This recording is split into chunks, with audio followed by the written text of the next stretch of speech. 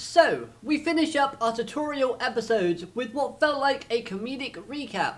The focus is on making sure both Udius and the audience remember the rules of dueling. Hello everyone and all, welcome to Dueling with Downton, and today we're here to talk about episode 7 of the Yu-Gi-Oh! Go Rush anime series. An episode that was, in my opinion, decent, but it did have some weak points here and there. With that being said though, it did provide us with some few interesting details that were either missing or included. So hopefully those missing details get some focus moving forward. Nevertheless though, let's dive in to this episode. First and foremost, we have Udius learning more about rush dueling through the wise guidance of Manya, a character who is a TV/magazine star who claims to be a rush dueling master. After all, she must know everything about dueling to be able to bring out these guide books and magazines. Ultimately though, this whole gimmick just screams out business and brilliant marketing. She's targeting children, and children are known to be easily persuaded, easily manipulated, and easily taught through what they are surrounded by. If you give children a bit of knowledge and then ask them very easy questions, boom, you tell them they're an expert and they're happy. And then you bring out another sort of guide that means it's the next stage, they're gonna want to have it. So clearly, this woman who weirdly has the same sounding voice and similar design as Mimi Itachi from Sevens is a brilliant business lady. Now, I was going to point out the fact that she did miss out a few monster types and card types. She left out Maximums, Fusions, High Dragons, Omega Psychic, Celestial Warriors, Cyborg, and Magical Knights. But then, at the end of the episode, she announced a Masterclass magazine/edition. And who knows, maybe those methods and monster types will be in that particular volume. Or they might not be known to the public yet in this particular time period where Go Rush is actually taking place, explaining why we've not heard anything about them as of yet. Now, while on the topic of learning things, I thought it was great seeing how dedicated Udius was when it came to his studies of rush dueling. However, I did start to think that maybe Udius is rushing things a little bit too quickly. Which makes sense considering the fact is that we've got Valagir Cluster that's still at war. And we also now have Zawaijo to deal with. There's also a line within this episode that helps express Udius's gratitude towards rush dueling. That also pairs nicely with his desire to learn quickly, and it does link to Zawaijo. As we see the two soldiers have two very different ways of using rush dueling to save their home, and Udius does not agree with Zawaijo's plan, or his methods of using rush duels. So to me, this does also show that Udius has some great awareness skills, which again makes sense considering he's been on many battlefields beforehand. I honestly didn't mind Udius in this episode, but again, I do wonder if his eagerness to learn too quickly could one day be his downfall.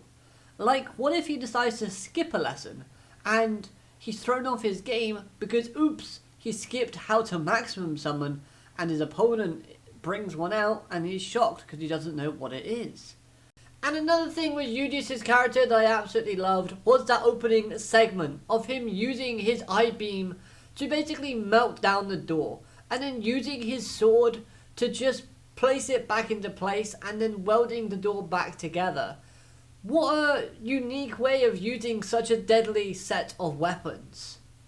Now, I haven't really spoken much about Manabu's character within this series, as I missed my chance to talk about episode 2. However, he does have moments within the series that make me really enjoy his character. For example, when he helps Udius overcome the difficulties in tributing monsters, or just having MIK appearing to catch the alien at the end of the episode before running off. I think those are great examples of how his character has been used superbly. But there are times where he throws out cat puns and does that over-the-top reaction. Those aren't really for me, if I'm honest. I don't like his and Nyanderstar's humour.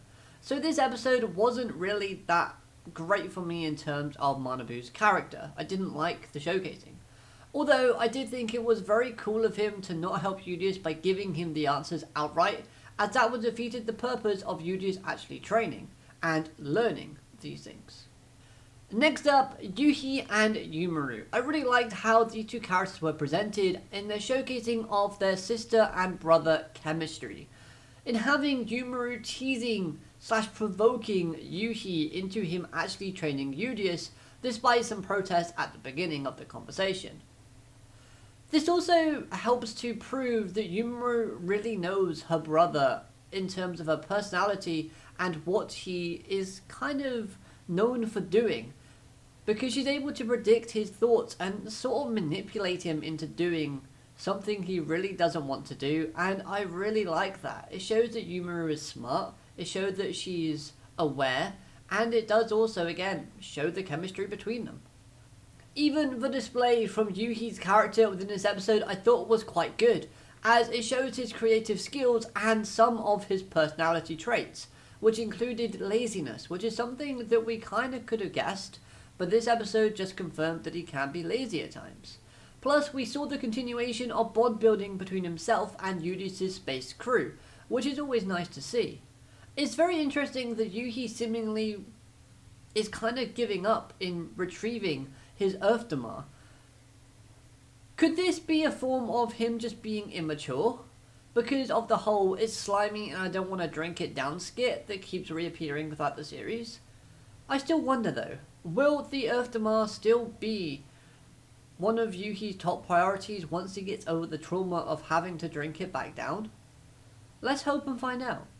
Now I know I've just got into a bit of a discussion about Yuhi and Umaru, but the kind of little information we got about Garlean's sort of variation, Mr. Kanzaki, I think they call him, I actually thought that was quite cool. I like the fact that he loves gardening, and he's trying to nurture and let the kids grow, the twins grow even, on their own, and will only intervene in what they're doing if it's going to negatively affect themselves. And you know what? He's a respectful bloke.